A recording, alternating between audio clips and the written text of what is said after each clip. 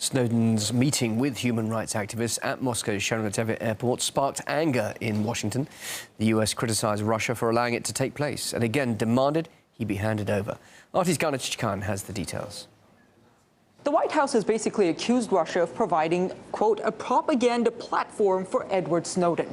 This is Washington's reaction to Edward Snowden's meeting with Russian human rights activists at the Moscow airport. Take a listen. I would simply say that providing a propaganda platform for Mr. Snowden runs counter to the Russian government's previous declarations of Russia's neutrality, and that they have no control over his presence in the airport. It's also incompatible with Russian assurances that they do not want Mr. Snowden to further damage U.S. interests. We know that President Obama and President Putin discussed Edward Snowden over the phone. We don't know how that conversation went, but the Obama administration's latest statements can give us an idea. The State Department has earlier reiterated Washington's disappointment over Snowden's meeting with human rights activists, suggesting that somehow Russian authorities could have and should have barred Edward Snowden from speaking. Take a listen.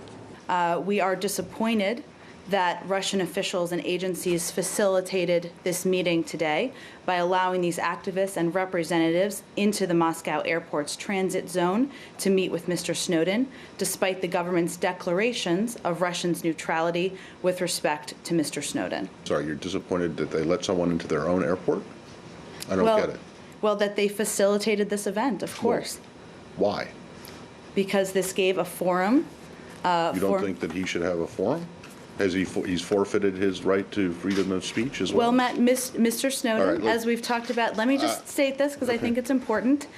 He's not a whistleblower. He's not a human rights activist. He's wanted on a series of serious criminal charges brought in the Eastern District of Virginia in the United States. Okay, I'm sorry, but I didn't realize people who were wanted on charges forfeited their right to speak to free speech.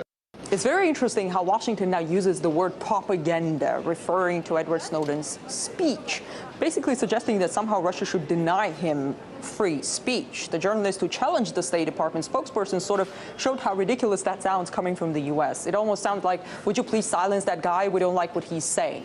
One could just imagine what the U.S. reaction would be to a similar call from Russia if it were, let's say, some Russian whistleblower who stood up for civil liberties in Russia and was asking for asylum in the U.S. Not hard to guess what the reaction would be. Regardless of what Russians think about Snowden, according to the most recent polls, 55% of Americans view Snowden as a whistleblower, and only 34% consider him a traitor. So the majority of Americans do not think what Edward Snowden is saying is propaganda.